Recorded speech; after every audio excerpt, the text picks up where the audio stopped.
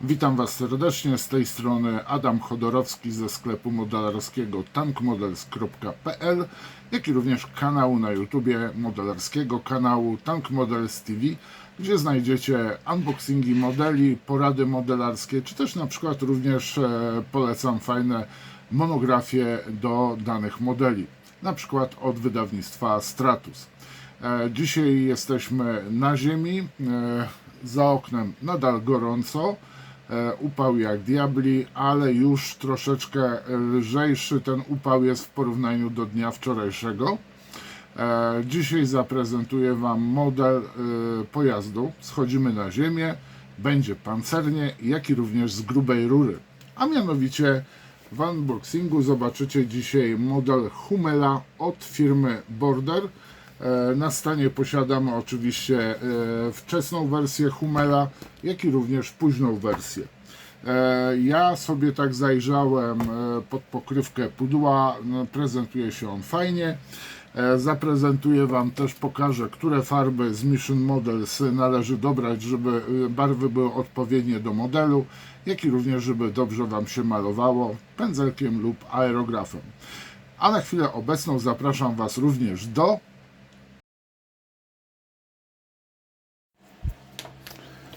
Proszę bardzo, tak prezentuje się pudełko z Hummelem w wersji późnej, który ukrywa się pod numerem BT035. A jeżeli chodzi o wczesną wersję, to proszę bardzo, tak się prezentuje. Czym jest ten Hummel? Posłuchajcie. Hummel to na język polski nazwa czmiel. Jest to SDKFZ 165.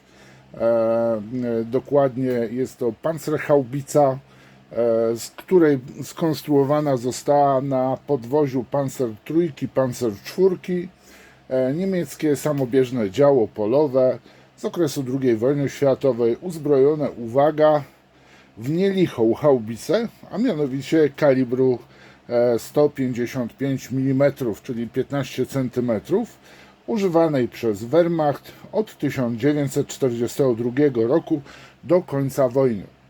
Działo samobieżne stanowiło obok lżejszych dział samobieżnych Wespe wyposażenie dywizjonów artylerii pancernej, pułku artylerii pancernej, dywizji pancernych i niektórych dywizji grenadierów pancernych. Strasznie zagmatwane. W pułku jeden dywizjon całkowicie wyposażony był w działa samobieżne, takie właśnie jak Hummel, i taki dywizjon składał się z 3 baterii, czyli 2 baterie były wyposażone w działa samobieżne Wespe i 1 bateria w działa Hummel. Każda bateria liczyła 6 lub 4 działa samobieżne i dywizjon liczył łącznie 16 do 18 dział samobieżnych.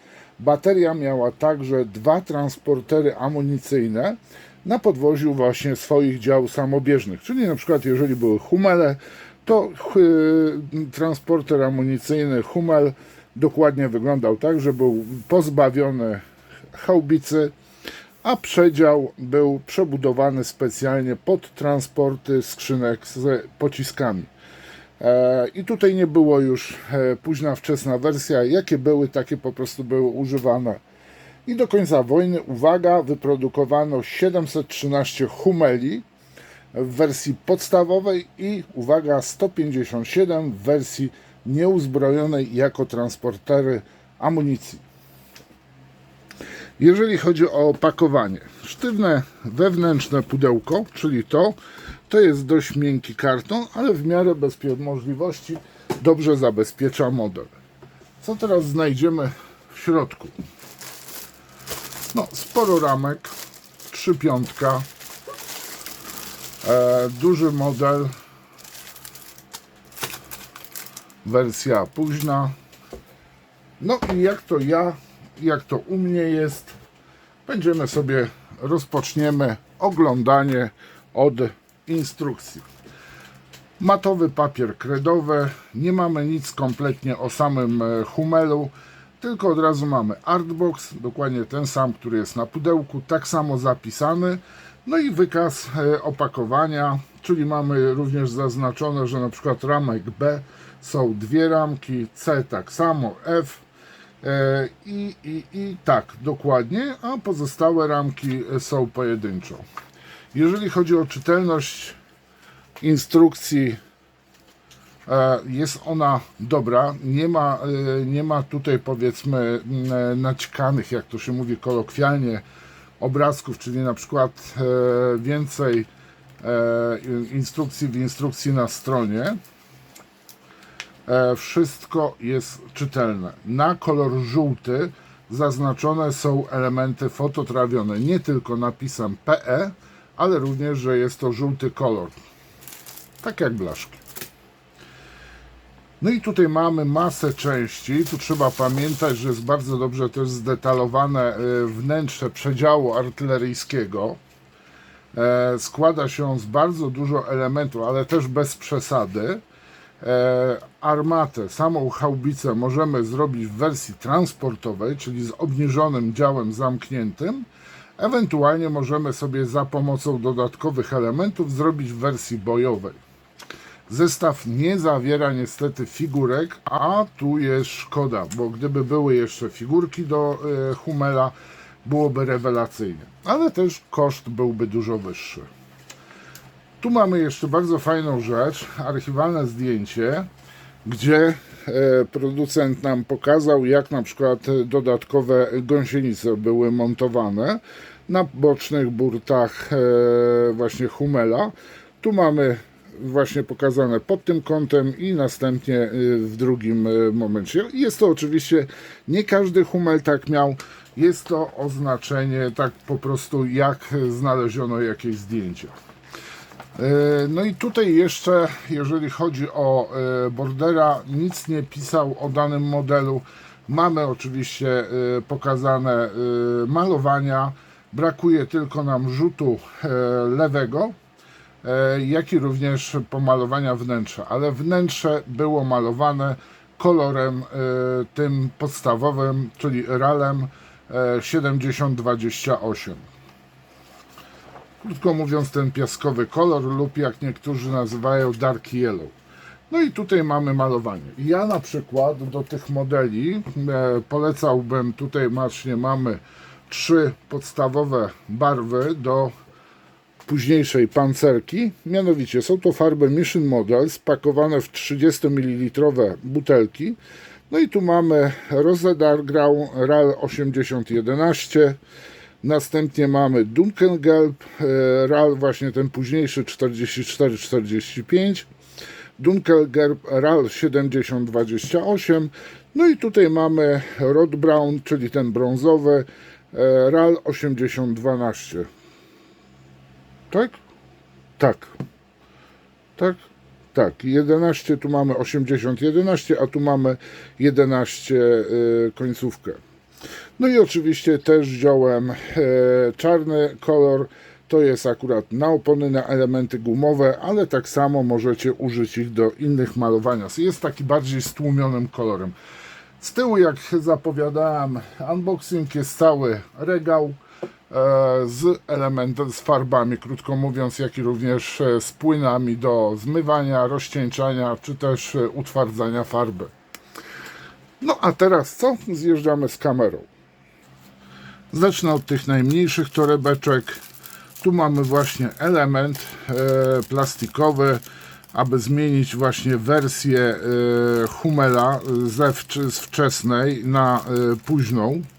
Staram się to już odczepić, teraz zlokalizować. Tak prezentuje się ten element. Jest po prostu, bo do tej pory było, zresztą zobaczycie część, tu jest podniesiony został daszek z obu stron tej samej wysokości, bardzo ładnie zdetalowane i już jak widzicie jest możliwość otwarcia włazów kierowcy, radiotelegrafisty, tak samo po bokach. Detal jest naprawdę bardzo ładny, tu widzimy bardzo ładnie odwzorowany spaw, czy też na przykład śruby do odpowiednich listew, czy też mocowania płyt ze sobą. Od wewnętrznej strony wygląda w ten sposób. I tak wygląda właśnie ta zmiana, ale nie tylko jeżeli chodzi o Hummela późnego. Tym się różnił między innymi taka charakterystyczna dla nich część właśnie, że został częściowo kadłub zmieniony. Teraz weźmiemy sobie torebkę z elementami metalowymi, czyli krótko mówiąc blaszki, i chyba od blaszek zacznę. Tak prezentuje się jedna z blaszek. Jest oczywiście zabezpieczona z obustronnie folią, żeby po prostu nam nie śniedziała. Następnie jest, oj, się schowało, no, nie chce się podnieść. Tu mamy drugą blaszkę, tak samo jest zabezpieczona. Tu chyba mamy nawet uszy, ale to nie wiem, do czego dokładnie to jest. Mamy metalową chaubicę, która oczywiście ma odwzorowany gwint wewnątrz lufy, wykonana jest z aluminium, a tu mamy elementy, które zezwalają nam na wykonanie modelu w wersjach postojowej, transportowej czy też bojowej. Co jeszcze mamy tutaj? Tu jest jeszcze taka mikroblaszka. Posłuchajcie, nie mam zielonego pojęcia, do czego ta mikroblaszka służy. A tu mamy kalkomanię. W ten sposób się prezentują. Mamy nawet oznaczenie, że został zniszczony jeden czołg. Kalkomanie są w dwóch rodzajach, jak się dobrze przyjrzycie. Tutaj mamy sam czarny krzyż, a tu mamy na białym tle jest namalowane, czyli mamy takie białe brzegi, jeżeli chodzi o oznaczenia właśnie niemieckich pojazdów. I kolejna mała torebeczka z oszkleniem, krótko mówiąc, i z optyką. Reflektory mamy. Jak dobrze się przyjrzycie, tu mamy optykę, celowniki. Mamy tak samo oszklenie do włazów i tutaj mamy reflektory.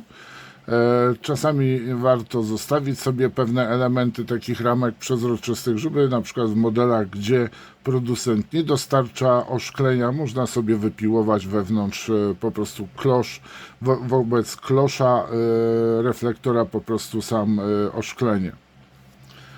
Zawsze jest tego typu elementy, no tu już jest standard, tak, że nawet w skali 1,72 wielu producentów już oszklenie, reflektory wszystkie robi z przezroczystego tworzywa, żeby model jak najlepiej się prezentował. No i posłuchajcie, pierwsza torebka podwójna. Jest to ramka F i na tej ramce znajdziemy koła jezdne, części gąsienic, części układu jezdnego. Tu mamy kanistry, uchwyty do kanistrów. Co tu jeszcze jest? No tak, tutaj jest wszystko praktycznie związane z układem jezdnym, gąsienicami. Sami zresztą zobaczcie. Bardzo precyzyjnie wykonane elementy. Kanistry oczywiście mają swoje napisy i one naprawdę się nieźle prezentują, wysokiej jakości. Tutaj jeżeli chodzi o Bordera, naprawdę te modele ich są bardzo wysokiej jakości elementy. Mamy, widzę, też elementy do wnętrza, tu mamy zasobniki na maski przeciwgazowe, część wyposażenia, to wiaderko, wiedziałem, jest wiaderko też, posłuchajcie, i są uchwyty, rączka do wiaderka w elementach fototrawionych. No i tutaj mamy koła jezdne. Oczywiście na bandażach widać również napisy producenta. I takich ramek mamy dwie. Żeby nie wydłużać filmu otwieraniem torebek, kolejne ramki to jest ramka B małe A i tu mamy ramkę, gdzie mamy pozostałe koła jezdne, koła podtrzymujące, koła napinające, koła napędowe, no i oczywiście już zaczynają nam się tutaj gąsienice, też bardzo precyzyjnie wykonane. Tu mamy części górne gąsienic, są odpowiednio wyprofilowane, czyli tutaj mamy takie podniesione gąsienice w tych miejscach, które spoczywają właśnie na rolkach, górnych rolkach jezdnych, podtrzymujące same gąsienice. Tak prezentują się z jednej strony, tu mamy pojedyncze ogniwa, one są dość spore, więc tutaj nie można narzekać, że coś nam ucieknie, że źle się coś nam sklei. No i tu mamy od wewnętrznej strony gąsienice prezentują się następująco. Tu z drugiej strony, tu mamy masę, widzę, jakichś uchwytów, mamy, to nie wiem co to jest, akurat te małe elementy, nie mogę ich skojarzyć. No i tak się prezentują koła właśnie. I takich ramek mamy dwie.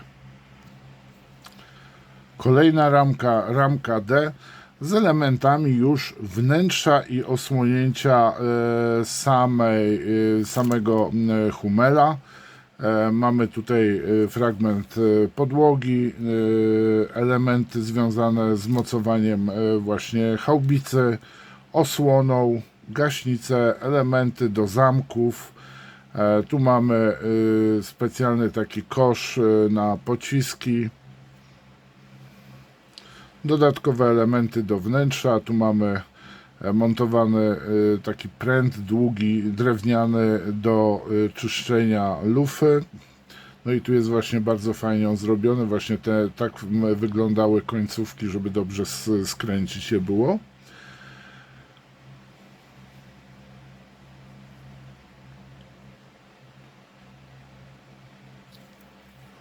Dużo fajnych, oj, fajnie łopata jest zrobiona.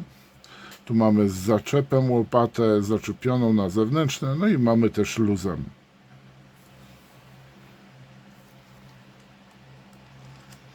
No naprawdę fajnie to wygląda, będę musiał chyba kamerkę trochę podnieść.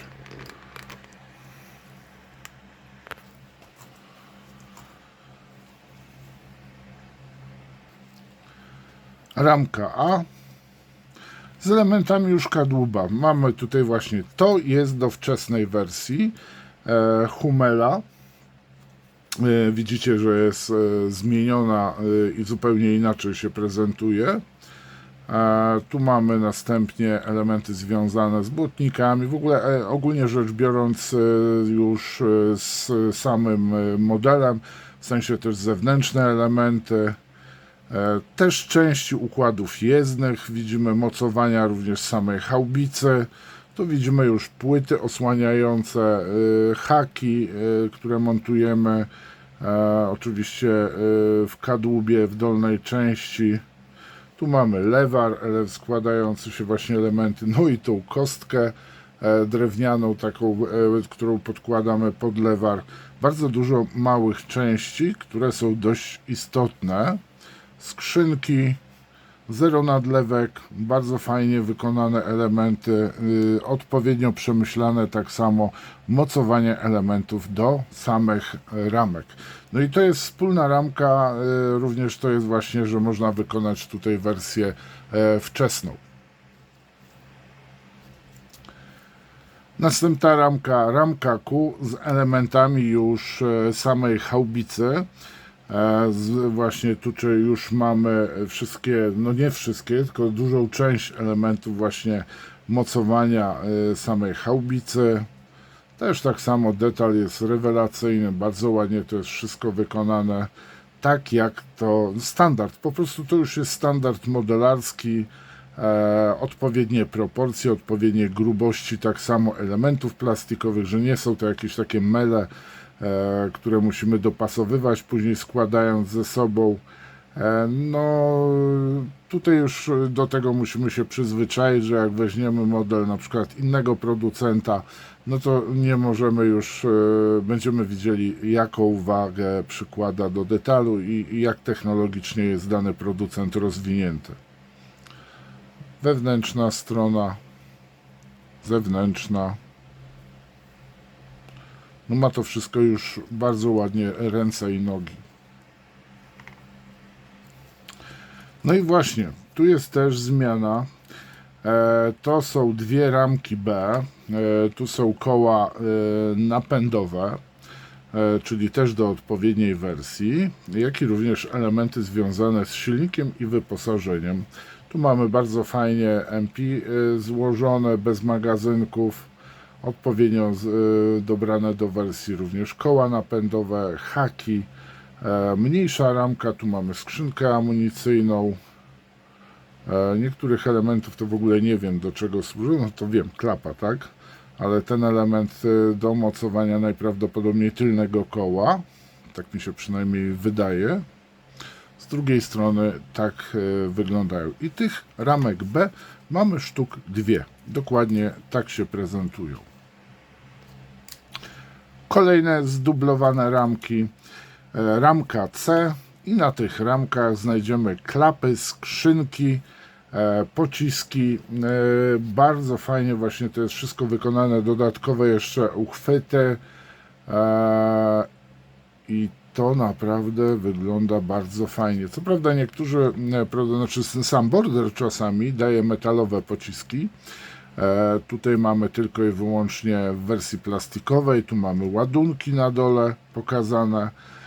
No powiem Wam, tak, tu jest zresztą, widzę, że to jest Hummel Border Model GM15. Nie wiem, co to jest to GM15. W każdym razie zero nadlewek, tak samo. Bardzo precyzyjnie wykonane wszystko obustronnie, że nawet jeżeli klapę mamy, znaczy skrzynkę mamy zamkniętą, a ktoś będzie chciał otworzyć, no to mamy detal też od spodu. Ramka C, sztuk 2. I ostatni element plastikowy, dolna część kadłuba, również bardzo precyzyjnie wykonana, odwzorowane szczegóły z oryginału. Wiele rzeczy nie jest pominiętych. Powolutku teraz Wam pokażę, żebyście mieli możliwość się przyjrzenia dokładnemu, jak zostało odwzorowane wszystko.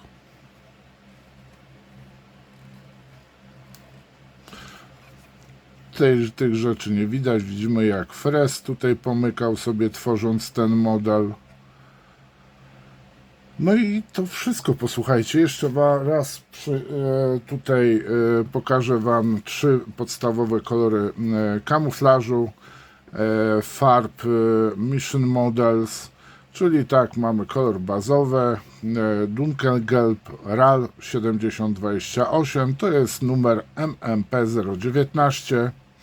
Następnie mamy zielony kolor Rose Dark Green RAL 6011, numer farby MMP 018.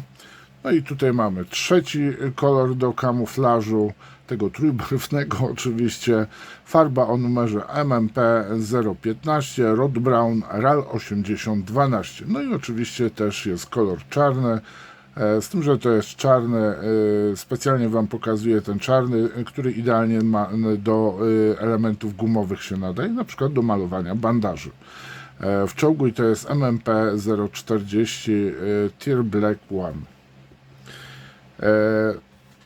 Moi mili, to wszystko. Dziękuję Wam za uwagę i pamiętajcie oczywiście o subskrypcji, lajkowaniu, komentowaniu. Dziękuję Wam za uwagę. Pozdrawiam, trzymajcie się, cześć.